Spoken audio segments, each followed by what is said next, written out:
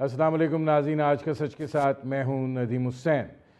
भारत के साथ जो एक क्राइसिस आया उसको जंग कह लीजिए, उसके बाद अब एक सफारती सतह के ऊपर भी हलचल जो है वो मची हुई है। वज़ीर आज़म पाकिस्तान जो हैं वो एक बड़े मजबूत वफ़द के साथ इन दिनों दोस्त ममालिक के दौरे पर हैं, जिन्होंने इस जंग के दौरान पाकिस्तान का साथ दिया। वो तुर्किया गए, वो ईरान गए और अब वो अज़रबैजान में है। लेकिन तुर्किया और ईरान में जो सूरत हाल दरपेश हुई वो ये थी कि ना सिर्फ ये कि सिविल क़यादत जो है उसकी मुलाकात हुई और रहबर तक मुलाकात हुई, बल्कि आर्मी की सतह के ऊपर भी मुलाकातें जो हैं वो तुर्किया में भी हुई। उनके भी अफवाज के सरबराह मौजूद थे और पाकिस्तान के फील्ड मार्शल आसिम मुनीर भी मौजूद थे।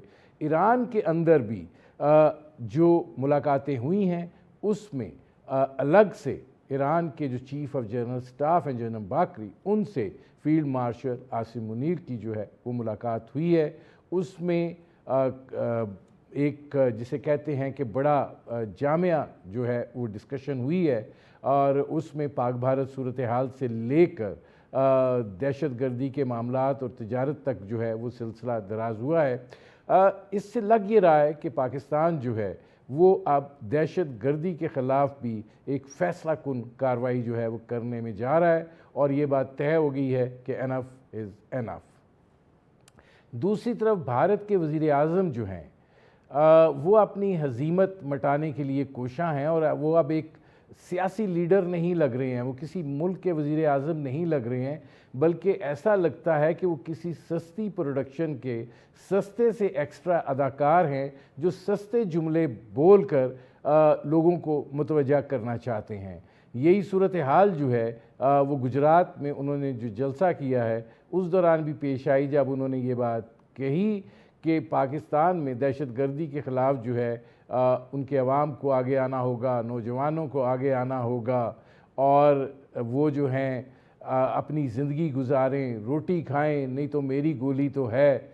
ये अब एक सस्ता सा अदाकार तो ये बात कर सकता है, लेकिन एक स्टेट्समैन से, एक लीडर से, एक इतने बड़े मुल्क के वज़ीर आज़म से इस तरह की गुफ्तगू जो है उसकी तवक्को नहीं की जा सकती। भारत को उन्होंने ना सिर्फ ये कि मजहबी जुनूनियत में मुब्तला कर दिया है, बल्कि जंगी जुनून में मुब्तला कर दिया है और आए रोज़ जो हैं वो एक नया शगुफ़ा जो है वो छोड़ देते हैं, जो उनके लिए आलमी सतह के ऊपर भी मजाक का सबब बनता है। आज भारतीय मीडिया जो है उस पर किसी को एतबार नहीं है। ये जो जिंगोइज़म है और ये जो सूरत हाल है उसको लेकर भारत जो है वो भी अपने वफूद जो है मुख्तलिफ ममालिक में भेज रहा है। इसके साथ साथ वो उन ममालिक में भी जा रहे हैं जहाँ से वो असला ख़रीदते हैं और अब बहुत सारी ख़बरें जो हैं वो निकल कर आ रही हैं। अजीत डोवल जो हैं वो मास्को गए हैं और अब ये कहा यह जा रहा है कि पार्शियल S-400 जो उनका हमने तबाह किया था उसकी वो बात कर रहे हैं और फिर S-500 की को प्रोडक्शन की बात जो है वो हो रही है। मुस्तकबिल के हवाले से ये क्या सूरत हाल जो है वो होती है, इस पर करेंगे बात। हमारे साथ मौजूद हैं air marshal retired Aamir Masood साहब। एयर मार्शल साहब ये फरमाइएगा कि पहले तो ज़रा ये वाज़ा हो जाए कि ये कितनी अहमियत का हामिल है कि तुर्किया में भी और ईरान में भी जहाँ सिविल सतह के ऊपर बातचीत हुई है वहाँ पर मिलिट्री टू मिलिट्री जो है वो भी कांटेक्ट हुआ है और ये जो इस वक्त हम जिस सूरत हाल से गुज़रे हैं उसके तनाजुर में ये कितनी अहमियत का हामिल है? जी शुक्रिया बहुत बहुत आपका। बिस्मिल्लाहिर्रहमानिर्रहीम। देखें जी, वो कहते हैं कि विक्ट्री हैज़ मैनी फादर्स। तो मेरा ख्याल में तो victory doesn't only have many fathers, victory के इफेक्ट्स भी बहुत ज़्यादा होते हैं। अमेरिका ने जब दूसरी जंग अजीम जीती तो एक ग्लोबल पावर बन गया और इसी तरह रशिया भी बन गया। तो इस रीजन में ये जो अफेक्ट आया है हमारी एक जीत का, चाहे वो एयर बैटल हो या एक कंप्लीट मिलिट्री रिस्पांस जो हमने दिया उसका, वो बड़ा एक इसके बड़े दूर अंदेश और दूर रसा इसके जो है ना नताइज हमें मिलेंगे और ये नज़र भी आ रहे हैं। और दूसरी तरफ जो अजीमत और जो बेइज्जती बर्दाश्त की है इंडिया ने इस एक्शन के बाद, इस इर्रेस्पॉन्सिबल एक्ट के बाद, वो भी नजर आ रहे हैं, एक एलिमेंट ऑफ फ्रस्ट्रेशन नजर आ रहा है। आपने जिस तरह बात की अभी, जो उन्होंने बात कही, मतलब इतने बड़े मुल्क का इतने अरसे से एक हुक्मरान बैठा हुआ है, और वो इतनी छोटी जहन का मालिक है, इतनी छोटी बातें कर रहा है कि थ्रेट कर रहा है एक 25 करोड़ अवाम वाले नेबर को, एक न्यूक्लियर नेबर को, कि गोली तो मेरे पास है ही नहीं, रोटी खाओ तुम। मतलब ये एक बॉलीवुड का डायलॉग तो हो सकता है जो कि कोई एक विलन अदा कर रहा है, लेकिन एक इतने बड़े मुल्क का जो वजीर आजम है, उसको ये चीज मतलब शायबा नहीं देती, ये चीज सूट नहीं करती कि इस तरह से बात करे वो। पहली बात तो ये। दूसरी बात ये जी कि हमारा जो एक लीडरशिप का रोल रहा है, और जो इस तरह से वो विजिट कर रही है तुर्किया और ईरान, और उससे पहले अब अजरबैजान जा रहे हैं, और उससे पहले चाइना भी गए थे, तो वो एक शोकेस कर रही है चीज कि कितने तहम्मुल के साथ हमारी सिविल मिलिट्री लीडरशिप जो है वो शुक्रिया अदा करने के सिलसिले में, और आगे अपने मरासिम बढ़ाने के सिलसिले में, और ये बताने के सिलसिले में कि जी कितनी इररिस्पॉन्सिबल तरीके से एक नेबर ने आप पे हमला करता है, और उसको उसके बाद रिस्पांस के तौर पे हमने क्या जवाब दिया, और दुनिया ने देखा वो चीज। तो वो एक एलिमेंट ऑफ रिस्पेक्ट नजर आता है दुनिया का हमारे लिए। और जो डिप्लोमेटिक लेवल पे एक शिकस्त इंडिया ने खाई है इस दफा, वो मेरा नहीं ख्याल तारीख में कभी हमने देखी है उससे बदतरीन शिकस्त। कि वो ये समझ रहे थे कि एक एक्शन के बाद जो है पूरी दुनिया उनके पास उनका नैरेटिव बाय करेगी, और जो है वो आएगी और आके इसको ख़त्म करवाएगी।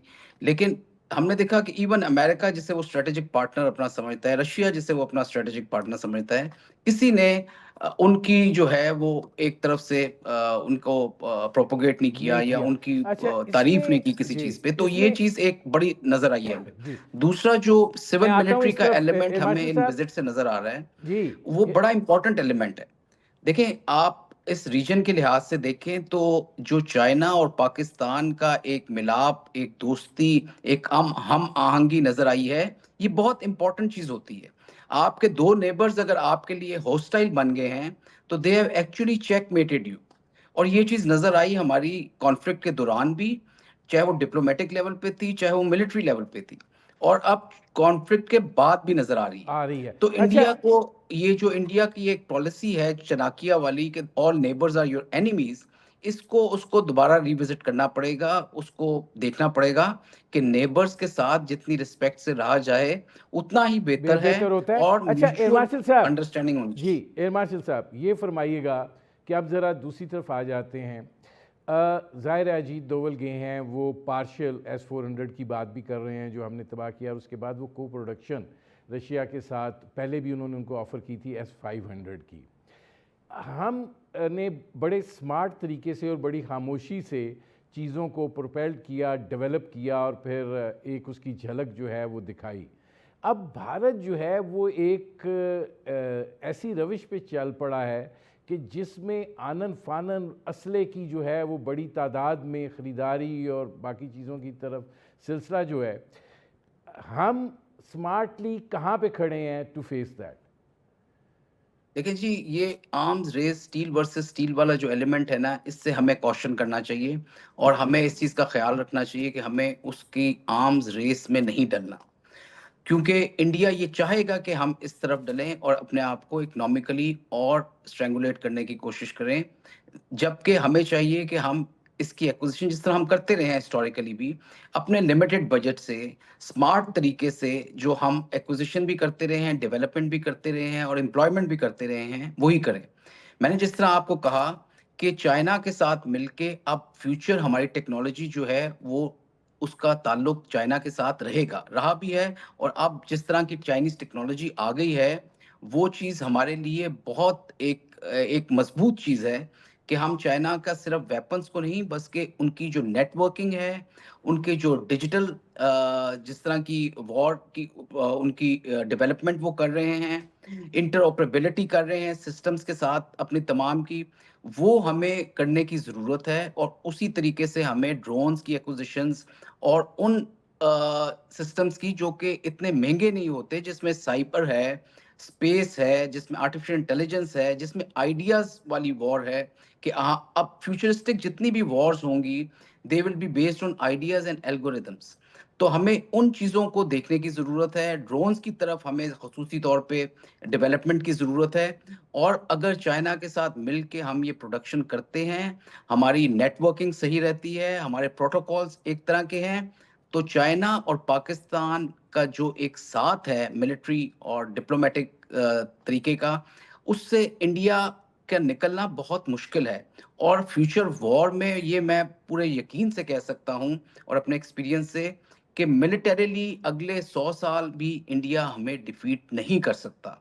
और जितना वो इस तरफ जाएगा और इस तरह के एग्रेसिव एक्शंस करने की कोशिश करेगा, वो अपने आप को ज़्यादा नुकसान पहुँचाएगा। राइट। अच्छा, हमें उन इसमें चीज़ों को देखने की ज़रूरत जी, है, इस जिनको हमें चाहिए कि हम किसी किस्म की रेस में ना डलें, हम अपने इंटरनल फ्रंट को सिक्योर करें, अपनी इकोनॉमी को बेहतर करें। मुझे नहीं लगता कि मिलिटरीली चाहे वो 5th 6th जनरेशन एयरक्राफ्ट ले ले, 6th जनरेशन वेपन सिस्टम ले ले, मिसाइल्स ले ले, किसी तरह से भी जितना मुतहर्रिक डिफेंस हमारा इस वक़्त मौजूद है और जो कोलैबोरेशन चाइना के साथ हमारी है और इंशाल्लाह आने वाले दिनों में होगी, वो एक बहुत स्ट्रॉन्ग बेसिस पे है और उसके अंदर पेनिट्रेशन और इंडिया की जो है वो मुमकिन नहीं है। अच्छा, इसमें ये फरमाएगा कि ये J-35A की बात हो रही है, स्टेल्थ फाइटर है, ये कब तक पाकिस्तान को मिल रहा है? और इस जहाज़ को अगर आप एक्सप्लेन करें और फिर आप इंडिया के साथ एयर टू एयर कंपैटिबिलिटी का मुवाजना करें तो कैसे देखते हैं? देखिए जी, J-35 जो है ना वो बहुत पोटेंट जहाज़ है। उसको आप जो है एक 5th जनरेशन एयरक्राफ्ट के ज़ुमरे में आता है, जिसमें उसमें स्टेल्थ टेक्नोलॉजी है, उसके अंदर सुपर मैन्यूवरेबिलिटी है। स्टेल्थ का मतलब ये है कि वो नॉर्मल रडार्स के साथ वो डिटेक्ट नहीं हो सकता और जिसकी वजह से उसको फर्स्ट शॉट अपॉर्च्युनिटी भी मिलती है। तो J-10 ने अगर राफेल को मार दिया, उसकी वजह सिर्फ ये नहीं थी कि उस जहाज़ की कॉम्पिटेंसी ज़्यादा थी, जबकि राफेल इटसेल्फ बहुत कॉम्पिटेंट जहाज़ है।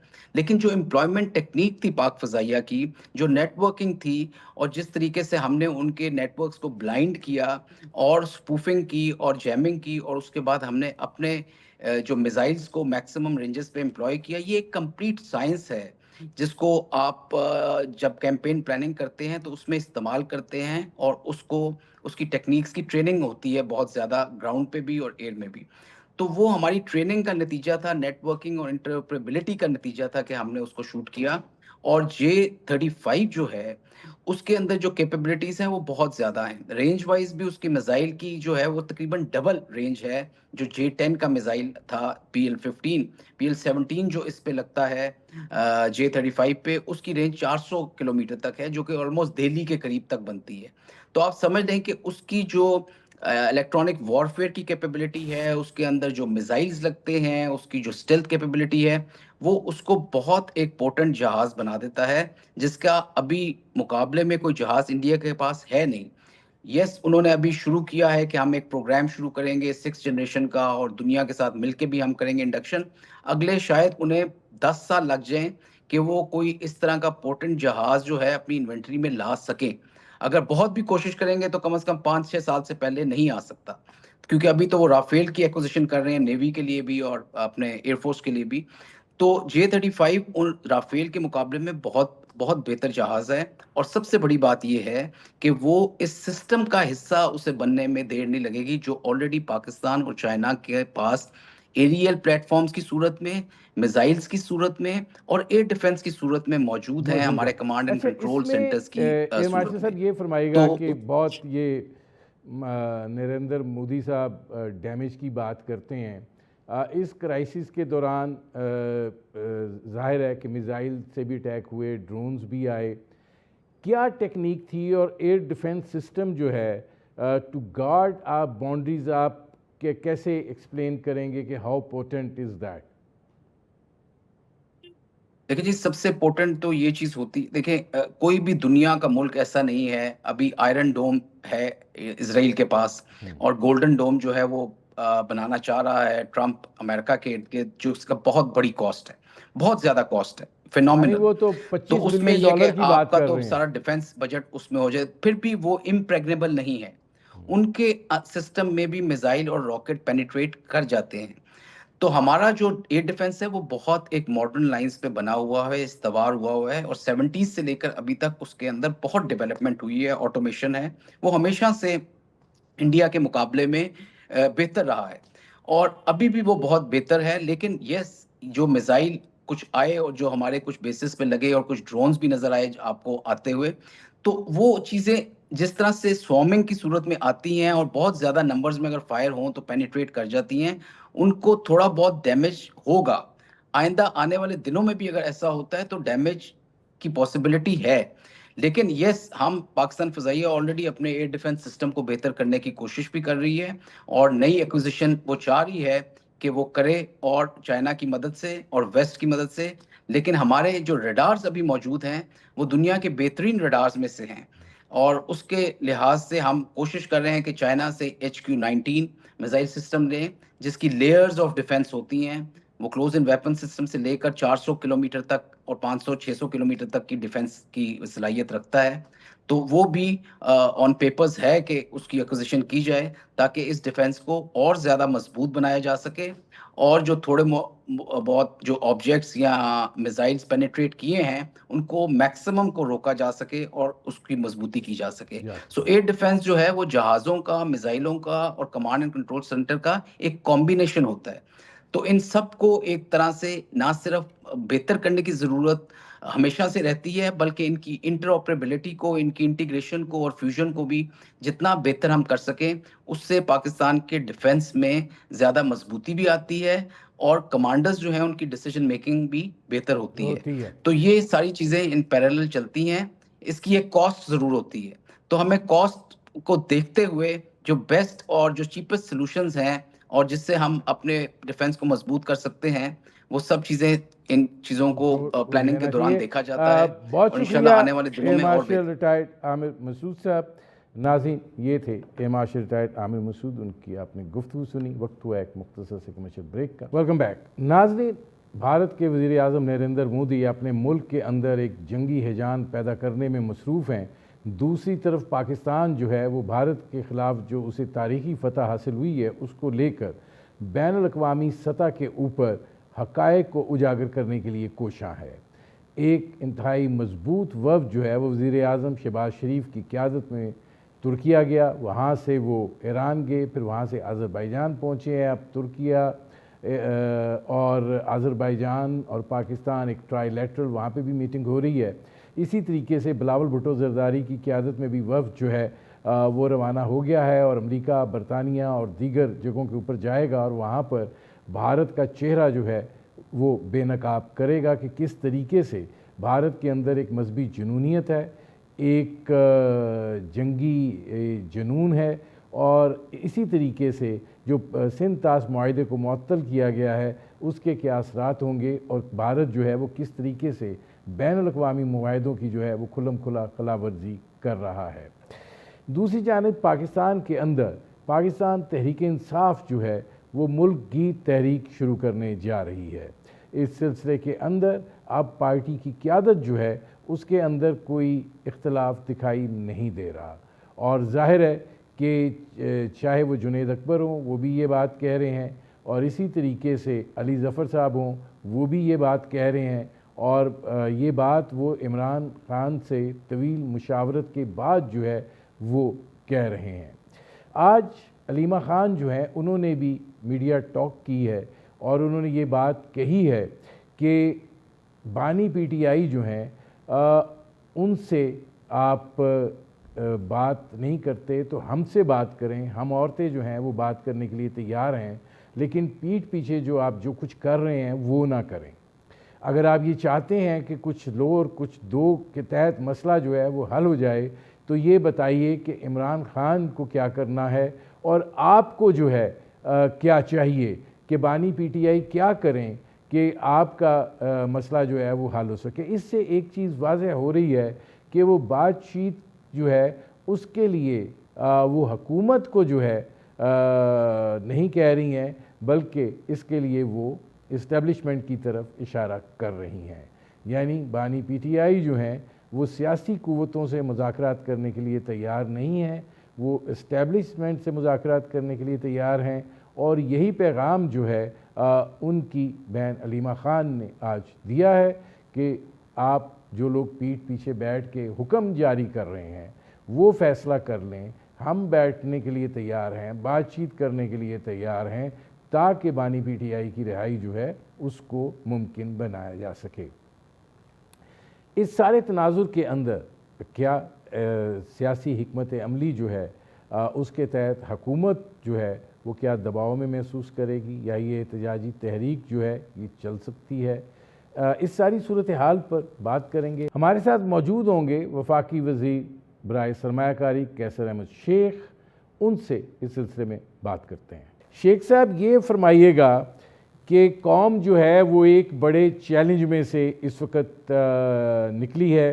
ज़ाहिर है पाकिस्तान को एक तारीख़ी फ़तह जो है वो नसीब हुई है, लेकिन जो पाकिस्तान के अंदर एक सियासी यकजहती की फ़िज़ा जो उन दिनों में नज़र आई थी, अब वो तहलील होती हुई दिखाई दे रही है और पाकिस्तान तहरीक इंसाफ जो है वो अब एक मुल्क गीर एहतजाज जो है वो शुरू करने जा रही है।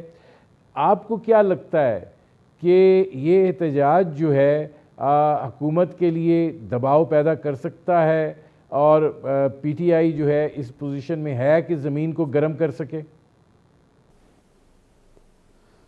बिस्मिल्लाहिर्रहमानिर्रहीम। आपने जो सवाल पूछा है, देखिए पीटीआई को पहले दिन से हम तो कह रहे हैं कि आइए मुज़ाकरात करें, बैठें, सारी पार्टियां कह रही हैं, पाकिस्तान मुस्लिम लीग भी कह रही है, पीपल पार्टी भी कह रही है। वो बज़िद हैं कि हमने सियासी लोगों से बातचीत नहीं करनी और इस्टेब्लिशमेंट से करनी है। अब मुझे बताइए कि एक सियासी पार्टी ऐसा कैसे कह सकती है? ख़ुद जमहूरियत की बात करते हैं, वो सारे कहते हैं कि जमहूरियत जो है उसको तस्लीम करें और वो हमें जमहूरियत के मुताबिक हिस्सा दें, उनका रिज़र्व सीटें और सारी चीज़ें उनके कोर्ट्स में मामले हैं, और दूसरी तरफ वो बात करना चाहते हैं सिर्फ इस्टेब्लिशमेंट से। मेरे सामने मैं मौजूद था जबकि आर्मी चीफ़ जो अभी फील्ड मार्शल हैं उस वक़्त जनरल थे, तो उन्होंने कुछ दिन अरसा पहले मेरे सामने प्रेस वालों से बात करते हुए, सहाफ़ियों से, उन्होंने कहा कि अगर उस वक़्त सवाल किया गया कि ख्याल था कि इमरान खान कोई ख़त लिख रहे हैं आर्मी चीफ़ को, तो उन्होंने जवाब दिया कि मेरे पास कोई ख़त आएगा तो मैं वज़ीर आज़म को भेज दूँगा, मैंने उसको क्या करना है उस ख़त को। तो अभी बात ये है कि किसी तरीके से भी इस्टेब्लिशमेंट का तो कोई रोल नहीं होता सियासत में। ख़ुद तो यही बात कर रहे हैं आप, सारा मीडिया भी कह रहा है, हर कोई यही कहता है, तो ये क्यों मुतज़ाद पॉलिसी है? दूसरी तरफ वो कहते हैं हमने बात ही करनी है तो इस्टेब्लिशमेंट से करनी है। तो अब और बाकी एहतजाज की बात रही, वो उनका आइनी हक है, वो जो कि अगर कोई एहतजाज ऐसा करना चाहते हैं जो कि कानून के अंदर दायरे कार में है और लॉ एंड ऑर्डर की सूरत हाल को वो कन्फ्लिक्ट नहीं करता, तो उनका राइट है, वो तो हमने कई बार उनको इजाज़त दी है, वो अभी भी कर सकते हैं जब चाहें। लेकिन जाके रास्ते ब्लॉक करना और ये कहना कि हम जाके शराए कायदीन पे जाके करेंगे और ये पार्लियामेंट के घेरा डालेंगे, तो ये कोई दुनिया में किसी जगह मैंने नहीं देखा। जो डेमोक्रेसी का आप वेस्ट मिनिस्टर देख लें, इंग्लैंड में मैंने नहीं देखा कि उनकी पार्लियामेंट में के गिर्द कोई घेरे डालें या उनका अहाता करें और उनको मुहासरा करें। ये फरमाइएगा कि आप क्या समझते हैं कि इस वक्त जो सूरत हाल है उसके अंदर पाकिस्तान तहरीक इंसाफ जो है वो इस पोजीशन में है कि हुकूमत को दबाव में ला सके और हालात ऐसे पैदा कर सके जो हुकूमत के लिए एक चैलेंज बन जाए? देखिए, जो अभी रिसेंट वार हुई है पाकिस्तान और इंडिया के दरमियान, उसमें बहुत ज़्यादा फतवात हुई हैं। हमारे प्राइम मिनिस्टर मियाँ शहबाज शरीफ साहब, उन्होंने बड़े ही एक जो है ना अच्छे किरदार का मुजाहरा किया है, स्टेट्समैन का उनका किरदार था। और फिर आर्मी ने जो जिस तरह की रिज़ल्ट दिए हैं, तो अब वो बात नहीं रही। मैं खुद सियासी आदमी हूँ, सारी ज़िंदगी सियासत में गुजारी है, तो मैं देख रहा हूँ कि पब्लिक, अभी मैंने रिसेंटली सबसे पहले जब ये वार शुरू हो रही थी तो एक बहुत बड़ी रैली अपने चनियोट में ऐलान किया, हर तबका ख्याल के लोग उस रैली में मौजूद थे। इस वक्त मुल्क जो है वो एट स्टेक है, सबसे इम्पॉर्टेंट जो है हमारे सामने हर एक के लिए मुल्क है। बिल्कुल पीटीआई ने भी, उनके बैरिस्टर गौहर ने और जो उनके लीडर्स ने तकरीरें की असम्बली में और सपोर्ट की, लेकिन अब वो उनके पास कोई रहा नहीं ना। लोग ये मुसलसल सुन के और एहतजाज कर के थक गए हैं। अब कोई बात डायलाग, हमेशा सियासी लोगों में तो डायलाग होता है, मैं नहीं समझता कि उनके पास इतनी अब हैसियत रह गई है। उनका राइट है, वो करना चाहें तो खुली इजाज़त है, लेकिन अपने आप को मज़ीद नुकसान पहुँचाएँ। उन्होंने, उनके एहतजाजों ने पहले बहुत नुकसान पहुँचाया है, उनकी पॉपुलैरिटी में बड़ा फ़र्क पड़ गया है। और मैं बिल्कुल ग्रास रूट लेवल से आपसे कह रहा हूँ कि वो बात जो वो तवक्को कर रहे हैं इन एहतजाजों से, वो कोई फ़ायदा नहीं है। हाँ, बातचीत के लिए तो हम कह रहे हैं उनसे कि आइए बैठिए, कोई मामला है, आपकी कोई जायज़ बात है तो हम तस्लीम करेंगे, क्यों नहीं करेंगे। लेकिन वो बैठने को तैयार नहीं। शेख साहब वो कहते हैं कि आपसे तो बातचीत नहीं होगी, नून लीग से तो वो कहते हैं बिल्कुल नहीं होगी। दूसरी बात ये है कि वो ये समझते हैं कि उनका मैंडेट जो है वो चोरी हुआ है। वो ये समझते हैं कि अवाम ने उनको मुंतखब किया है और उनको इस वक्त प्राइम मिनिस्टर हाउस में होना चाहिए था। और वो ये समझते हैं कि ये रास्ता जो है ये सिर्फ शायद इस्टेब्लिशमेंट से मुज़ाकरात के नतीजे में निकलेगा, तो वो तो किसी सियासी क़ुव्वत को तस्लीम करने के लिए तैयार नहीं है।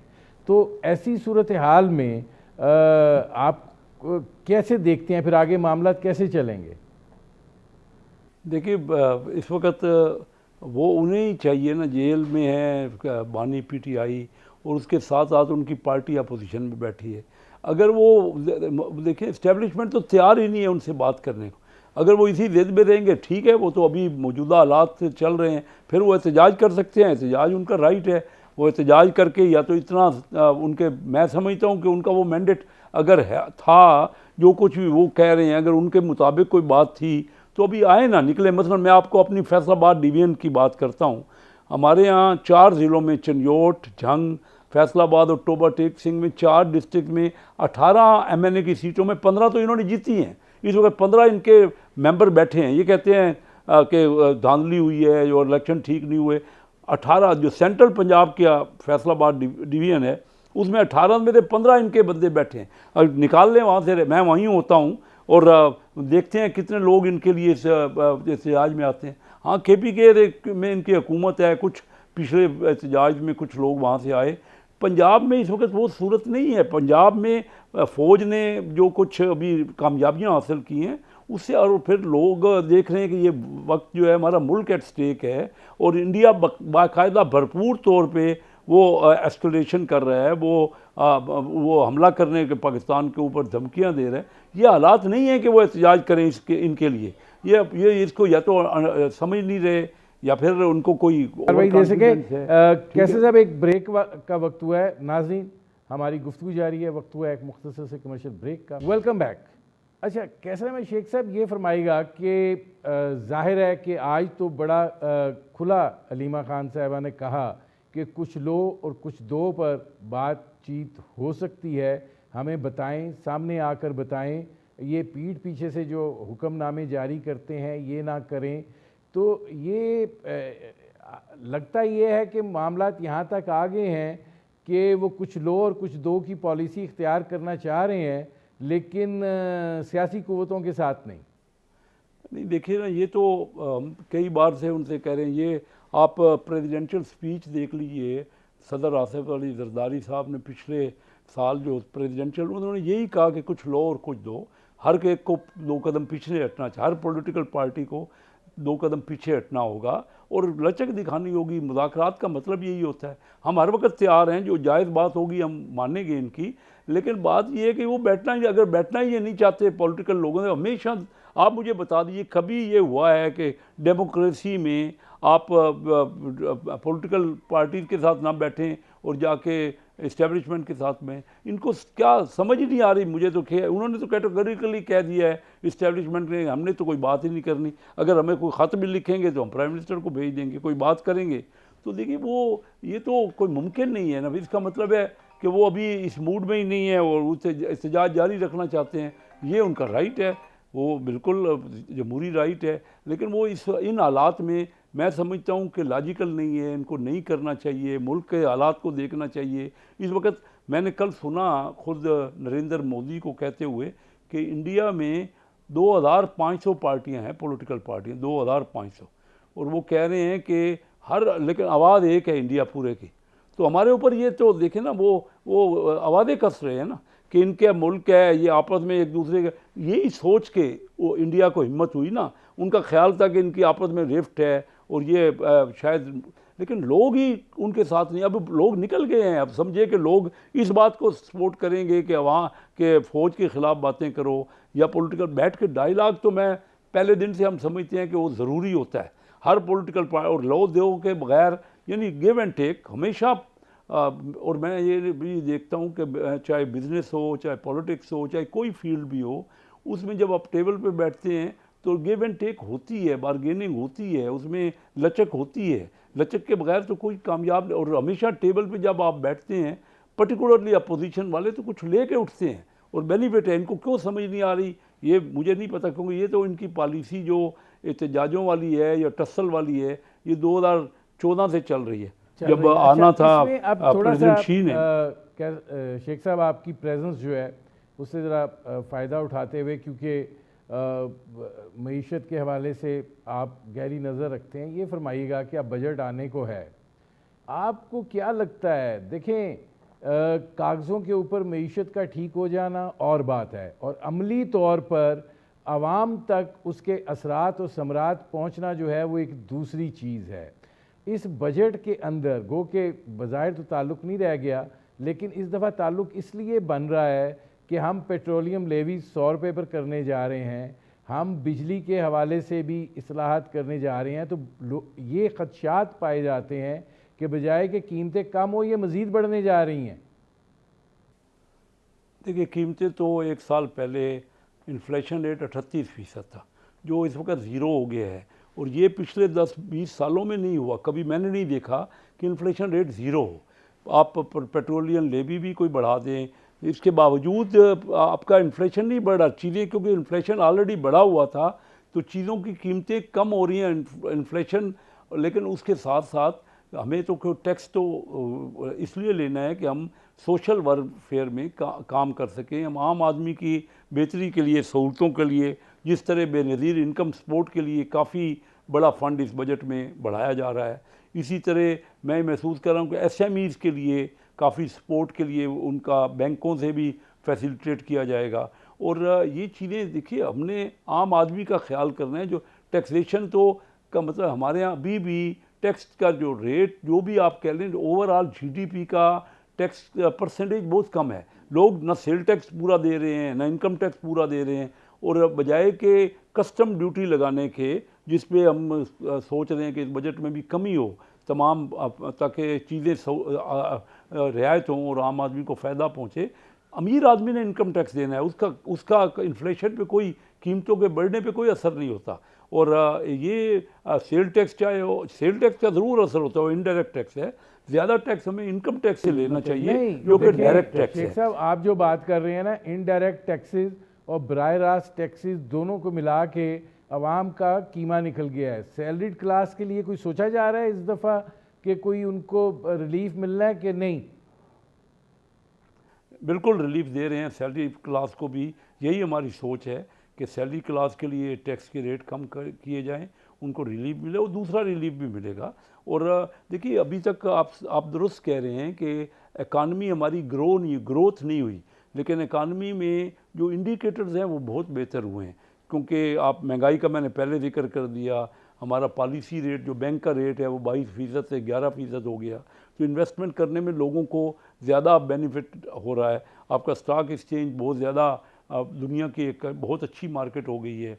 इसी तरीके से आपका जो रिज़र्व्स हैं वो कम नहीं हुए बल्कि बढ़ रहे हैं। और आपकी जो बैलेंस है आपके इंपोर्ट और एक्सपोर्ट का, और even particularly balance of payment जो है, वो उसमें पॉजिटिव इजाफा हुआ है, वो बेहतरी हुई है। आपकी रेटिंग कंपनीज आपको बड़ा अच्छा रेट कर रही हैं, दुनिया की बड़ी बड़ी रेटिंग कंपनी। इसमें अब ग्रोथ की तरफ हम जा रहे हैं। ये जो बेहतरी हुई है, इससे दुनिया, मैं इन्वेस्टमेंट का फेडरल मिनिस्टर हूँ, बड़ी बड़ी कंपनियां पाकिस्तान में इन वजूहत से, ये अभी तक तो आप दुरुस्त कह रहे हैं कि आम आदमी को फ़ायदा नहीं पहुंचा, लेकिन जब बाहर की इन्वेस्टमेंट होगी, बैरूनी सरमायाकारी तो हमारे यहाँ ना होने के बराबर है। और ये एक ऐसा तसलसल है जो नहीं इसमें कुछ हो रहा। नहीं, ये सही आप कह रहे हैं, अभी तक बैरूनी सरमायाकारी कम हुई है, लेकिन मैं आपको यकीन से कह रहा हूँ जो दिलचस्पी अभी ली जा रही है, क्योंकि देखिए ना बड़े बड़े जरीदे आपको लिख रहे हैं कि जो इस वक्त इन्वेस्टमेंट नहीं करेगा, बैरूनी सरमायाकारी नहीं करे, वो मिस करेगा। पाकिस्तान में अपॉर्चुनिटी है, अपॉर्चुनिटी है। मेरे प्रोग्राम का वक्त ख़त्म हो रहा है। बहुत शुक्रिया कैसर अहमद शेख साहब। नाज़रीन, ये थे वफाकी वज़ीर बराए सरमायाकारी कैसर अहमद शेख, उनकी आपने गुफ्तगू सुनी। अब तक के लिए इतना ही, इजाज़त दीजिए।